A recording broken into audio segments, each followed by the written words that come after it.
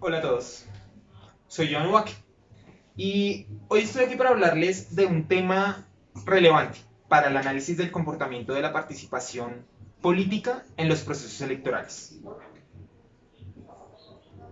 Tales procesos presentan diferentes puntos de análisis, no podemos analizar los fenómenos electorales solamente desde una perspectiva, porque se pueden analizar desde los porcentajes obtenidos por cada candidato, las personas que se acercaron a sufragar o las personas que no decidieron votar, o sea, que se abstuvieron de participar en el proceso electoral. Eh, por ejemplo, para no ir muy lejos, en Latinoamérica, los dos países que presentan mayores índices de abstencionismo son Chile y Colombia. Chile con un 58% y Colombia presenta un 52% en sus procesos electorales a nivel general, según unos datos recopilados por Infobae de la internacional IDEA. Bien, para un caso un poco más concreto, tenemos el plebiscito en Colombia en 2016. El plebiscito en Colombia, según un estudio elaborado por Indepaz, obtuvo en abstencionismo un 62,57%. Solamente el 37,43% de las personas se acercaron a votar. ¿Dónde estaban los 21 millones de personas o de colombianos que se abstuvieron de participar en un proceso tan decisivo para la historia del país, para refrendar unos acuerdos de paz? Bien, es entonces que cabe hacernos una pregunta muy sencilla, y es si este fenómeno del abstencionismo puede considerarse como una manifestación de la participación política, ya que son diversos, como ya lo mencioné, los factores que se deben tener en cuenta al momento de analizar estos procesos. La respuesta a lo anterior radicaría en aspectos propios del análisis politológico, puesto que el estudio electoral es un tema que conlleva análisis en aspectos políticos, democráticos, sociales y sociológicos.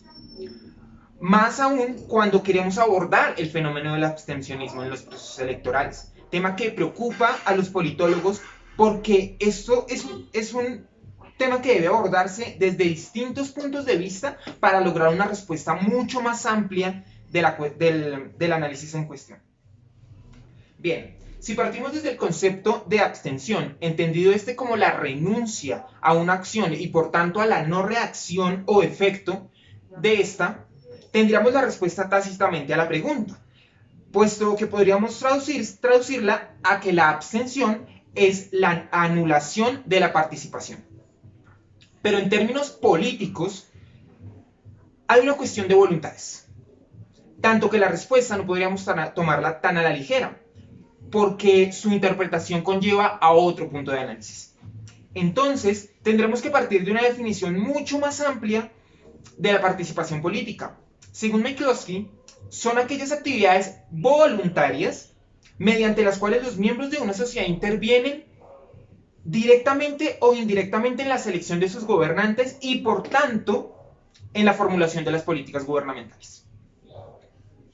Partiendo de esta concepción, podríamos enfatizar que el individuo es libre de actuar según sus voluntades sin ser coaccionado. Así pues, el individuo, haciendo uso de su libertad negativa, hacemos un paréntesis, en teoría política, Isaiah Berlin configuró la libertad en dos conceptos: libertad negativa, que es la libertad para hacer, y la libertad positiva, que es la libertad de hacer. Entonces, el individuo, a partir de su libertad decide, conforme a su voluntad, abstenerse de participar de un determinado proceso electoral. Ahora bien, el abstencionismo, desde el punto de vista de la democracia, es entendido como la disfunción del sistema democrático, ya que es el ciudadano que opta por no ejercer su derecho al sufragio como un acto de poder soberano que recae sobre el electorado, apto para votar, claramente.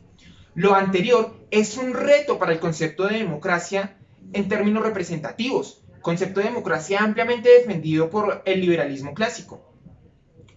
puesto que está íntimamente ligado a un análisis empírico, tanto que los factores de legitimidad política e índices a accesos de derechos de libertades individuales, como la libertad de expresión, de asociación, de no discriminación, en términos de raza, religión, entidad o sexo, en palabras del doctor Jorge Rovira, la democracia, tal cual se la concibe dentro de la afiliación teórica a partir de Schopenhauer, ha desarrollado un caudal de conocimientos con autores como Robert Dahl, Roberto Bobbio y Giovanni Sartori entre sus principales contribuyentes, que hoy continúan profundizándose, teórica o empíricamente.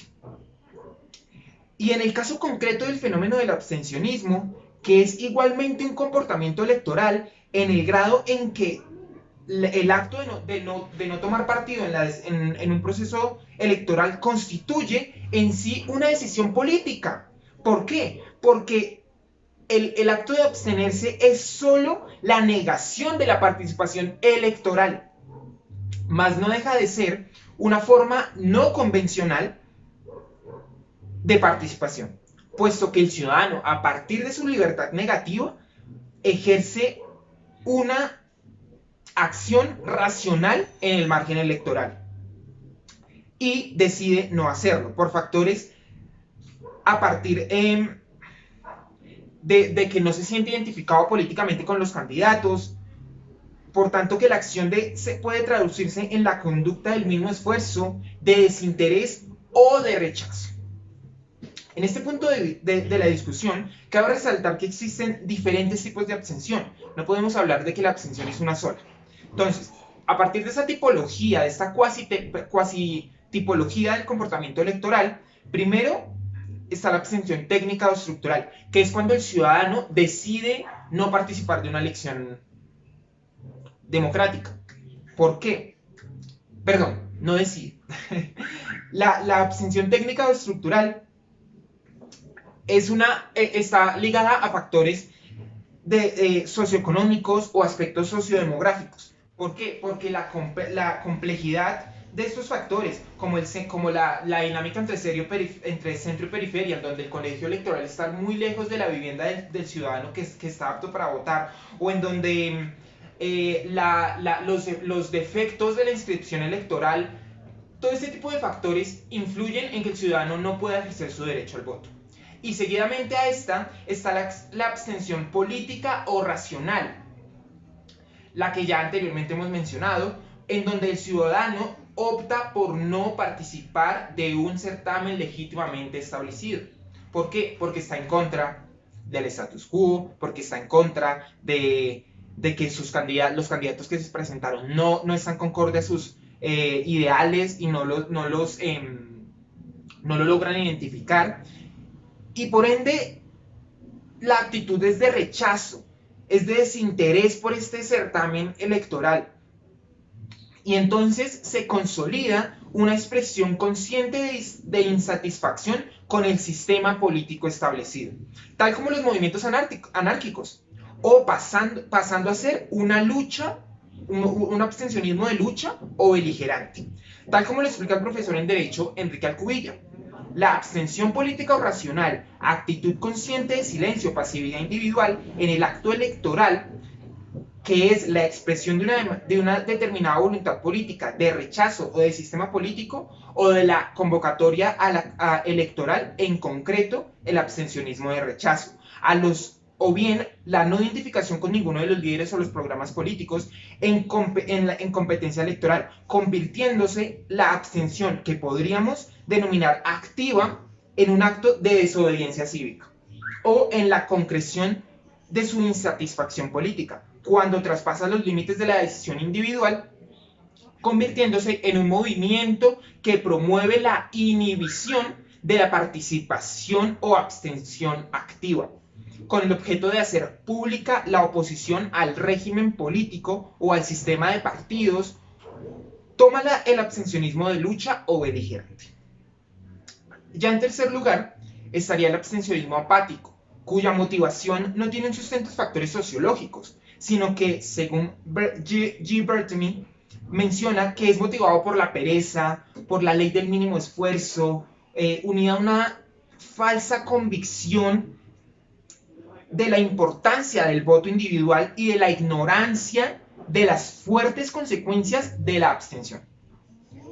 Y junto a lo anterior estaría el abstencionismo cívico, motivado en el ciudadano haciendo uso de su voto, ¿sí? El ciudadano haciendo uso de su voto se acerca a la mesa electoral, deja su voto, pero marca en blanco, dejando así su inconformismo resaltado en las elecciones.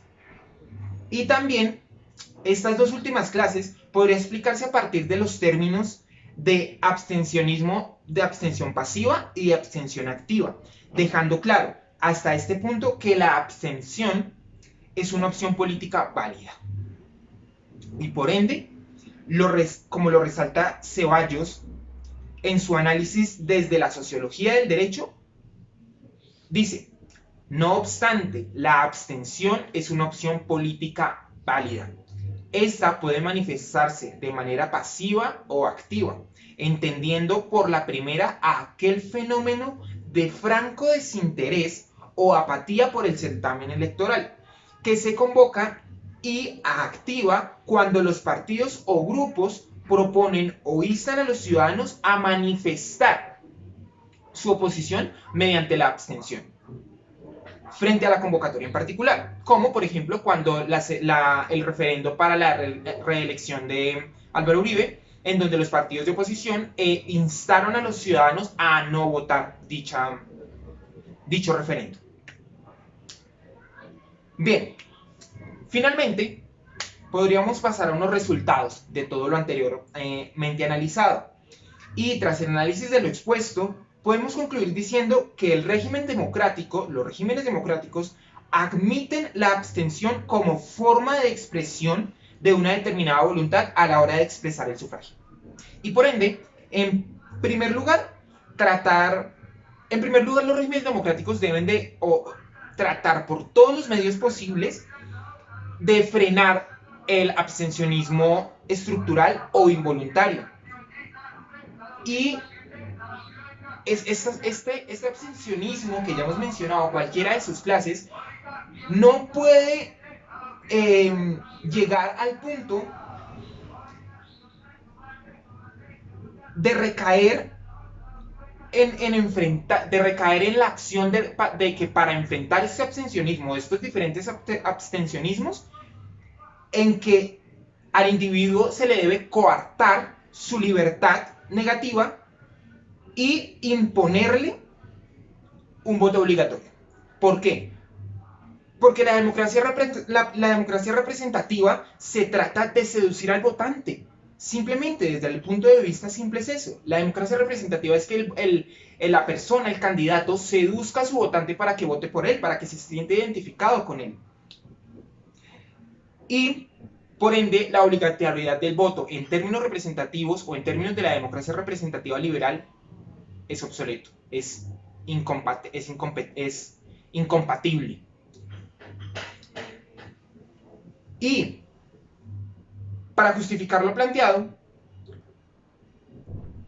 Enrique Alcubilla dice: no justifica el abstencionismo o los efectos del abstencionismo, no justifica dar el paso de gigante que es proclamar la obligatoriedad del voto, sujeta a la potestad sancionatoria de la administración en el sujeto de incumplimiento.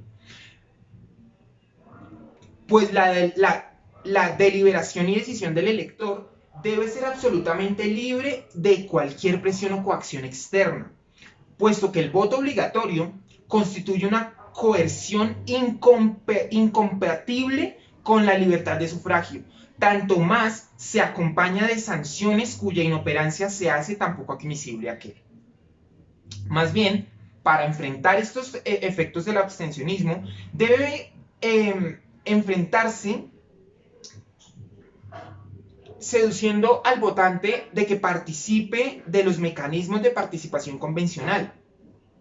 Por ejemplo, como lo dice Julián de Zuviría, un experto en educación consultado por diferentes gobiernos en Latinoamérica y director del Instituto Alberto Merani, su propuesta de una ley para promover la participación política en los colegios, para que los jóvenes participen del debate público, para que los jóvenes desde muy pequeños y desde los colegios, desde estos nichos educativos, se interesen en tomar partido de los procesos políticos y de los procesos electorales, y asimismo la conciencia empiece a formarse de que su participación en los procesos sufragistas es realmente importante.